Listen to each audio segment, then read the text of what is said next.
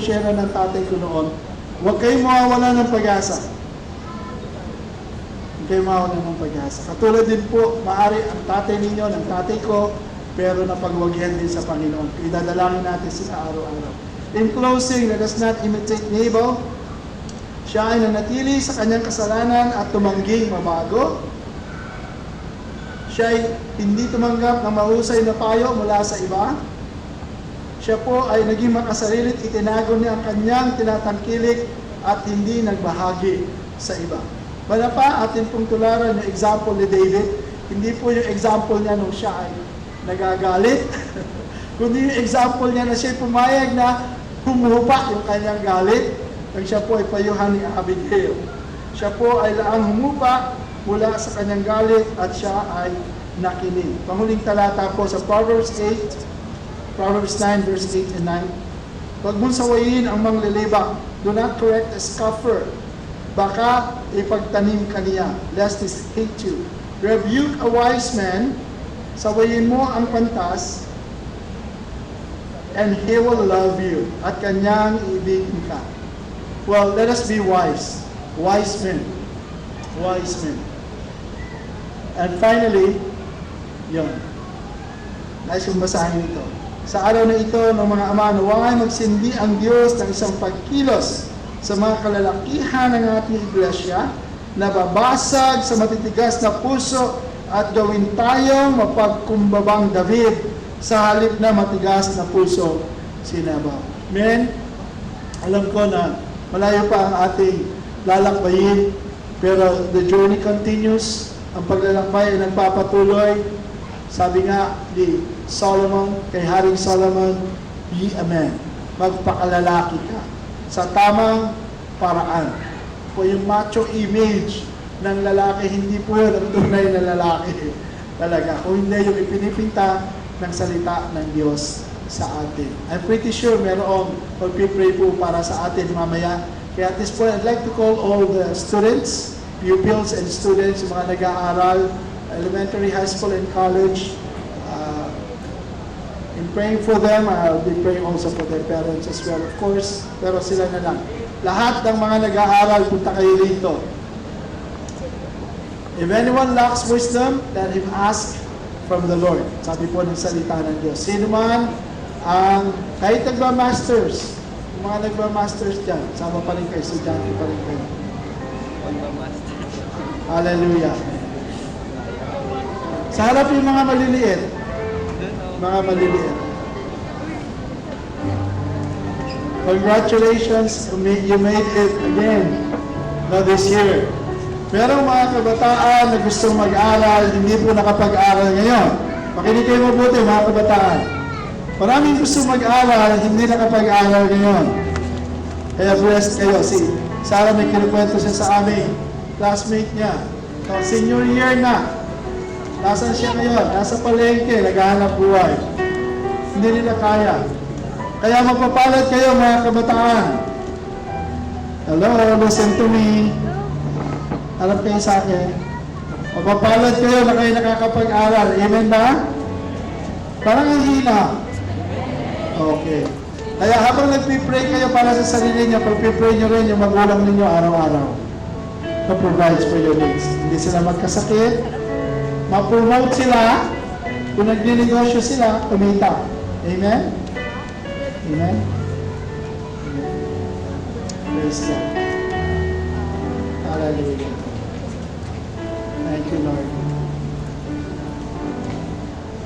Sabi po ng nanay ko, isang araw na ako'y maglalaya sa amin.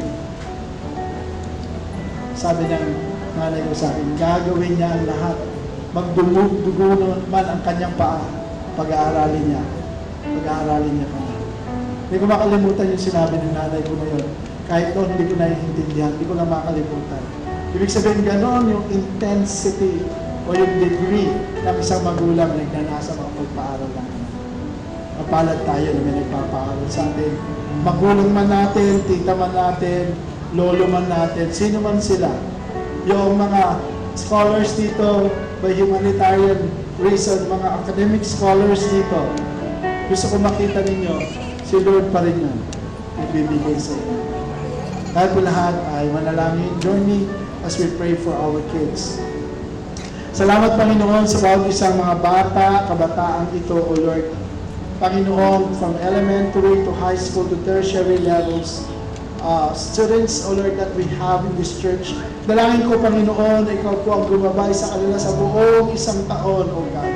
Dalangin ko, Lord, ang concentration nila sa kanilang studies ay hindi masisira, Panginoon, O Lord, ng anumang hobby, ng anumang healing, O Lord God.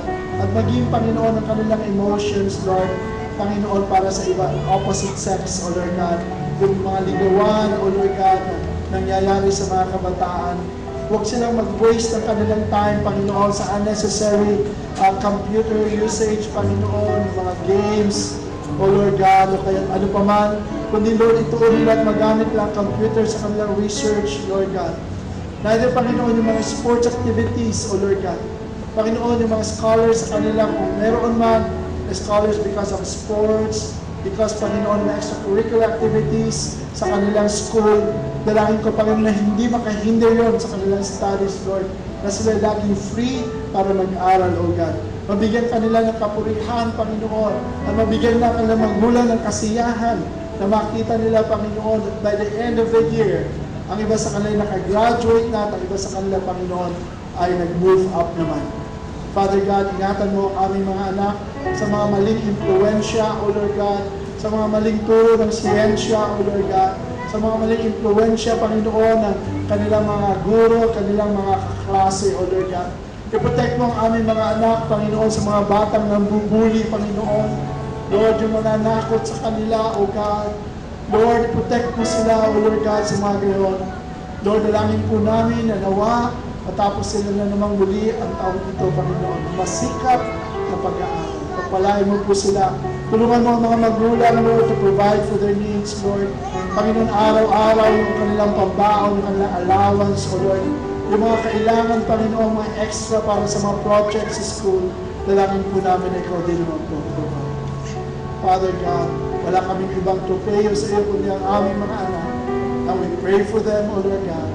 We bless them. We speak the blessing of the Lord upon them, O Lord. Upon their mind, upon their soul, upon their spirit, upon their body. Lord God, we pray in the matchless name of Jesus. And everyone would say, Amen. God bless you. Amen.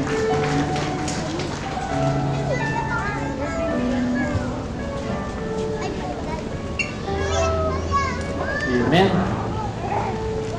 Meron po tayong konting maikling programa para sa mga tatay, pero bago po natin gawin yon ay ihanda po natin ang ating ikapu at kaloob. Pwede ba maglagay tayo ng isang silya dito sa may harap para malagay natin itong ating offering. At habang inahanda po natin ang ating tithes and offering ay welcome po natin ang ating mga dalawang kapatid na dinala ng Panginoon sa lugar na ito. Gusto ko lang pong paalala sa inyo na hindi aksidente na nandito kayo sa lugar na ito. May plano ang Diyos sa inyong buhay. Si kapatid Saina Estur, pwedeng tumayo. At si Sister Aisa Ramos, tayo po kayo kung natawag po yung pangalan niya. Yan, welcome po. Welcome, ayan.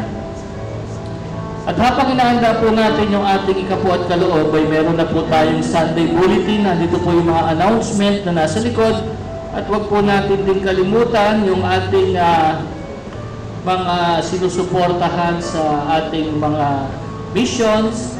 Pinapaalala po natin yung ating kapatid na nasa Vietnam. May pangangailangan po sila every month ng rental doon sa kanilang inuupahang lugar. I think it's $500 a month. Tama ba, Pastora Linda? $500 a month po yung ating isinusuporta every month doon po sa ating mga kapatid doon. Hindi galing sa lahat, pero kung gusto nyo sa atin manggaling, okay lang. Ayan. So yun po yung kanilang gasto sa renta pa lamang. So, sama nyo po sa panalangin, sila Pastor Fred, yung atin po mga Sister Joy, sila Sister Viola, yung mga nagmaalis po sa atin lagi at pumupunta sa iba't ibang lugar, yung mga nagmi-mission, yung mga nagtuturo na nandito rin po sa mga prayer guide kung paano po pinakikilos ng Panginoon ang ating mga kapatid. Pinapupunta sa iba't ibang lugar para po magturo, magbahagi ng salita ng Diyos. Hindi naman po naglalakad dyan na sumasakay po sila. So, hindi naman po yung pinupuntahan nila yung nagbibigay pa sa kanila, actually sa atin po nang gagaling yung lahat ng yan. Malaman, at least alam nyo po kung ano po yung nangyayari. So patuloy po natin silang isama sa panalangin at patuloy po natin silang sama ang ating sarili sa panalangin na tayo ay hipuin ng Diyos para po tayo makapagbigay. Amen po ba? Pwede ba pakisabi mo sa katabi mo, magbibigay ka na ba? Okay, sa tanong. Okay, na po natin ang ating ikaput kaloob. Tinatanggawagan ko po yung ating mga awit at panalangin muna po natin yung ating mga tinatanggap sa umagang ito. Hawak niyo na po ba yung inyong mga tithes and offerings para po sa atin sa umagang ito? Tayo po yung manalangin. Makapangyarihang Diyos, tunay na pinagpapasalamat namin ang lahat ng bagay na nagmumula sa iyo. Alam namin ang lahat ng aming tinatangkilik ay hiram lamang. Lahat ng aming mga ginagamit ay hiram lamang. Karunungan, lakas at buhay ay hiram lamang. Sampunang mga kasaganaan dumadating sa aming mga buhay ay hiram din lamang. Kaya nga Panginoon, turuan mo kaming magbalik at maging tapat, nakatiwala mo sa mga bawat hiram na bagay na iyong pinahihiram sa amin. Sa umagang ito, nais namin ibalik ang aming ikapu at kaloob na may kagalakan sa aming puso taglay, ang pagpapasalamat sa lahat ng iyong kalakasan sa trabaho, sa pisikal na aming kinararanasan ngayon, sa mga promotions na ibinibigay mo, sa mga dealings ng mga businesses na ikaw ang nagbibigay sa amin, sa bawat pintuan at bintana na binubuksan mo ng pagpapala sa bawat isa. Nagpapasalamat kami. At doon sa mga Panginoong nananalangin ng tunay na pagpapalang nagmumula sa iyo, patuloy mong buksan ang iyong durungawan at dungawin mo't abutin ang kanilang mga sisidlan, Panginoon, sampu ng pagpapala ng iyong mabuting karunungan. Ikaw nga po, Panginoon, magpala sa bawat isa, taglay ang buong pagpapasalamat na nagmumula sa aming mga puso patungo sa iyong luglukan. Maraming salamat, Panginoon, sa lahat ng ito at binabalik namin ito ng tunay na may pagtitiwala sa iyo sa pangalan ni Jesus. Amen. Maaari na po tayo magbigay lahat po sa gitna lang at lalabas sa magkabilang gilid. Ito ho kayo sa gilid lalabas, ha? Huwag sasalubong. Yan. Yan.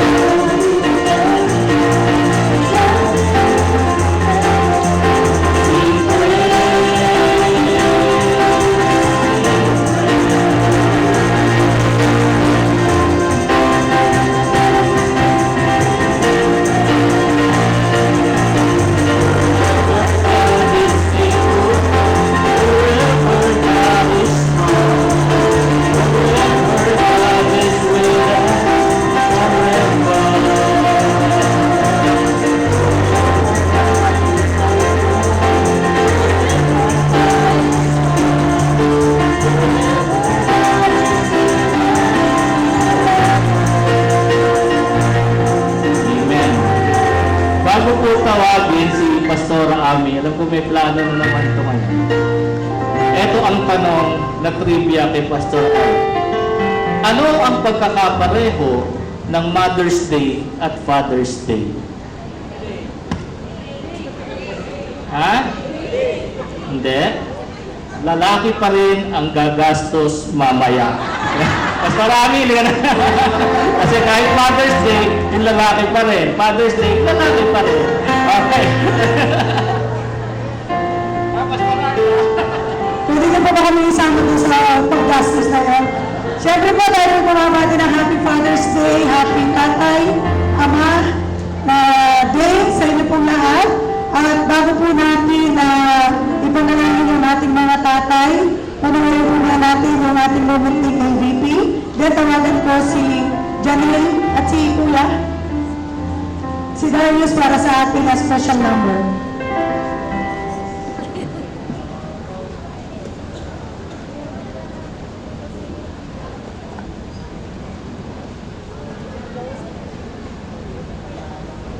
Ayaw.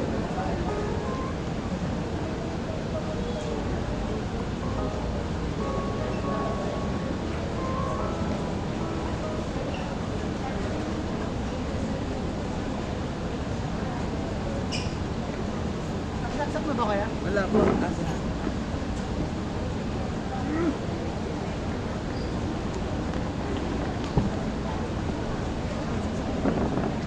Saan ba to? Dito ba to sa may ano? Headset o dito? Headset.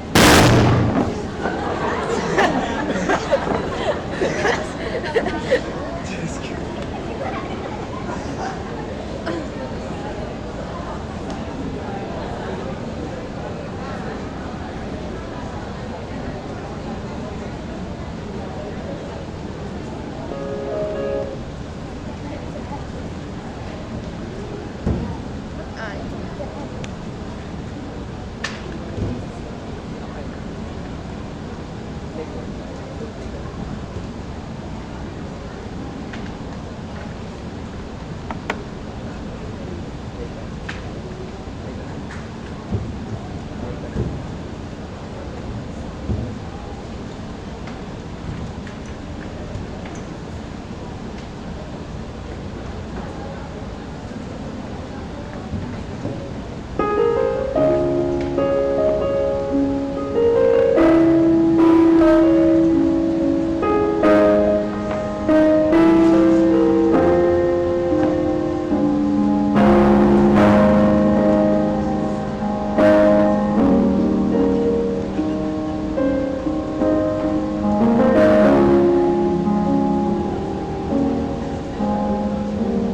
Somebody tells his father how he really feels. A handshake or a pat on the back is all that he reveals. I'd like to right that wrong here in this metal storm. Thank you for shaping my life. Thank you for teaching me all you can. You are no ordinary man. No, no, no. You made me everything I am. Thank you for taking the time. Thank you for showing me the way. And thank you for being there when I need you. Thank you for every single day. Now I've been blessed with a son of my own. Got my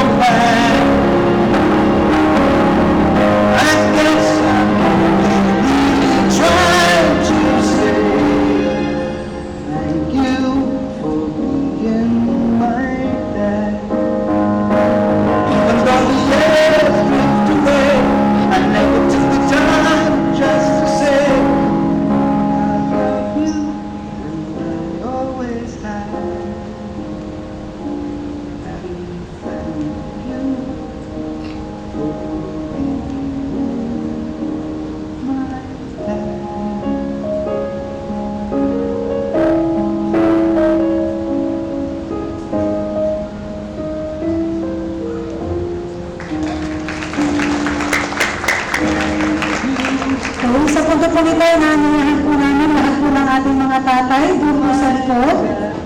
Yan. Sa likod po, hindi po sa gitna, ay sa harap. Sa likod po, yan. Very quick lang po, lahat po ng mga tatay, inaanyayahan po natin na pumunta sa likod. At lahat po ng ating mga anak, pumunta na kayo sa gilid. So tayo po gagawa ng panel of love. So inaanyayahan din natin yung ating mga kapamilya. So mamaya po, kapag nagsimula po manawit yung ating mga anak, so pag-pray po natin sila habang sila po ay pumapasok po sa panel of love natin. Sila ay pupunta sa harap, ganun po Sister Bila, to pray for our fathers. So maliwanag po ba yun? So mga anak, dito na kayo sa gilid, dito sa gitna. Dito sa gitna, dito. Tapos yung mga asawa, mga kapamilya, dito na po tayo please.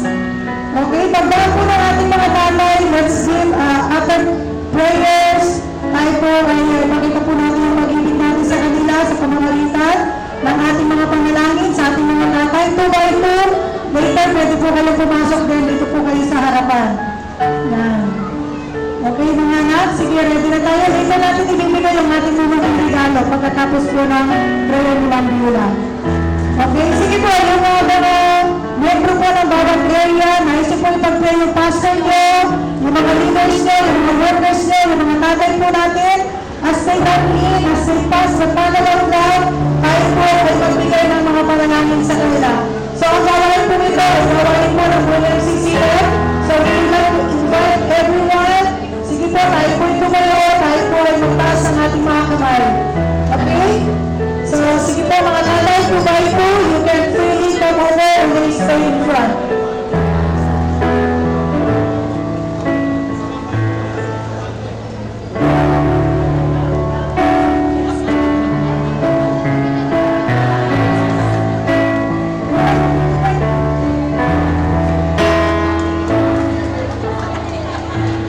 Mabuhay ako! Sige po, pag dumadaan po sila, pag-pray po natin sila, taas po natin ang ating mga kamay. Yan, amen, thank you Lord.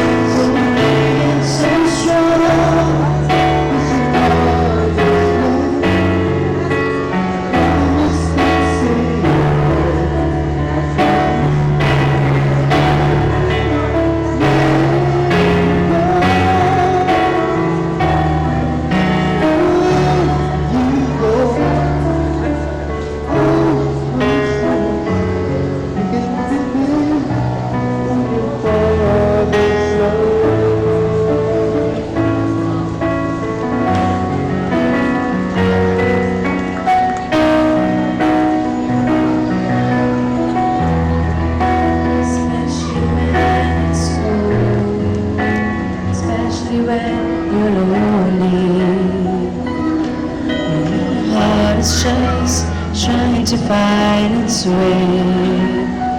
I know the words always change.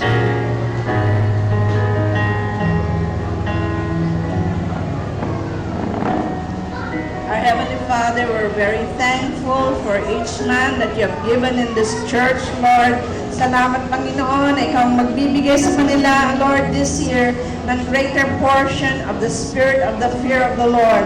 We ask, oh God, that you will grant that to them. You would cause them to truly understand, oh God, Lord, spirit of understanding of their role as fathers of the family, oh God, as pillars of the family that you are raising up today, oh Father God. We pray for your Holy Spirit to grant to them a desire to seek after your face, oh Lord God, that they will truly be changed, that they will truly be conformed to the image, oh God, and likeness of the Lord Jesus Christ. Thank you, Father God, that change is possible. Lord, we pray that you will give them the right attitude, oh God, to want to change, Lord.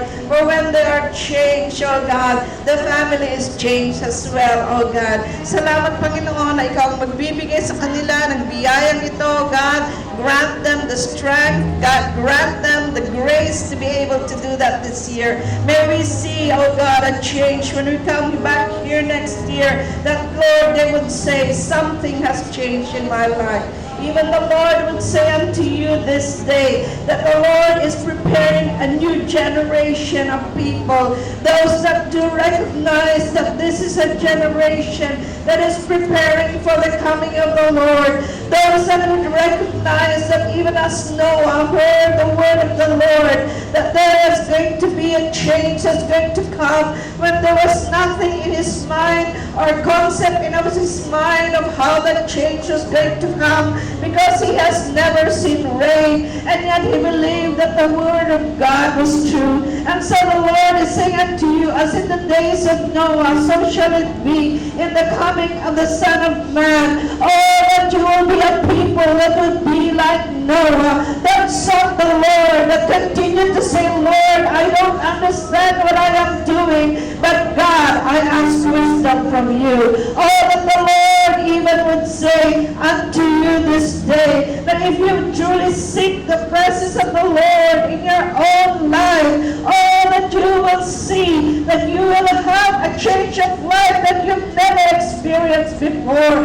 For many of you have said, Lord, I didn't have a father who taught me, but the Lord is saying unto you, your heavenly Father is available to teach you even this day. For the Lord is wanting to establish the families in this church. For there are things that are going to come in the future that even past generations who had great experiences will not know what to do unless they come to the Lord their God. And then as you come and say, God, always grant me a heart that would say, Lord, I don't know this, but I will come to you. Oh God, I ask for wisdom. Has not the Lord my God said that if you lack wisdom, ask wisdom from Him? And so may each one of you this day recognize that truly God wants to establish your families, and God wants to establish you as a strength to your family, as a strength to your wife, and as a strength to your community.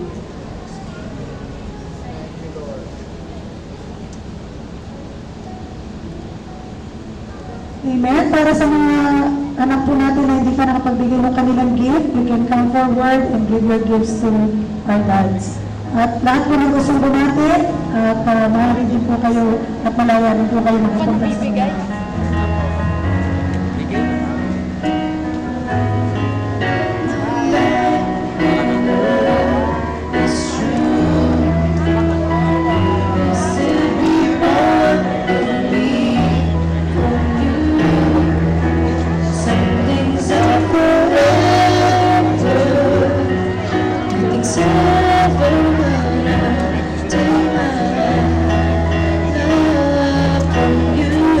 Sige po, ang lahat ay inaanyayahang pumunta muna sa akin. Sige po, ikot na kayo. Sige po. Sige po, tayo po kayo. At natawagan ko yung mga awit. Masal yung ating sige po, sige po. Happy Father's Day!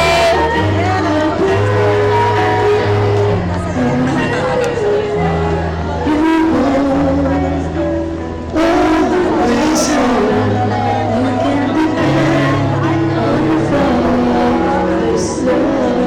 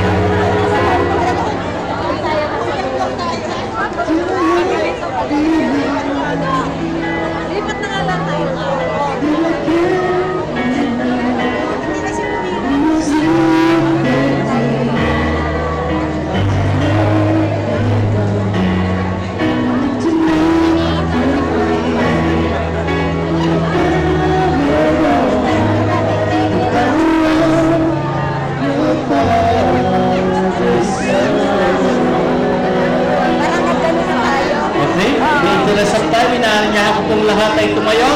Mamaya ituloy po natin. Tayo po ay mag-closing prayer muna. Ayan. Bago tayo tumayo.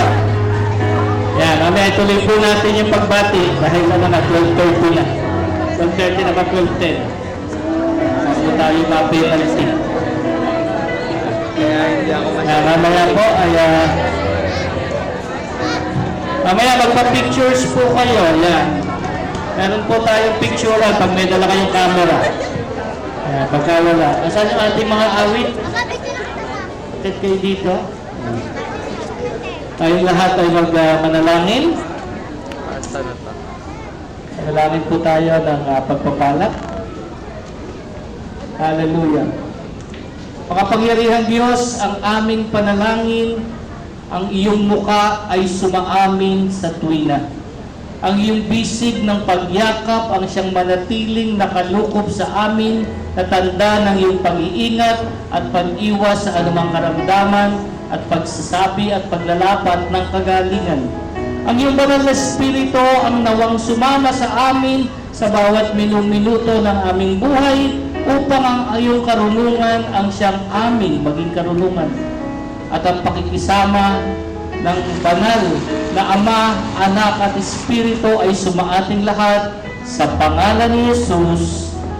Amen.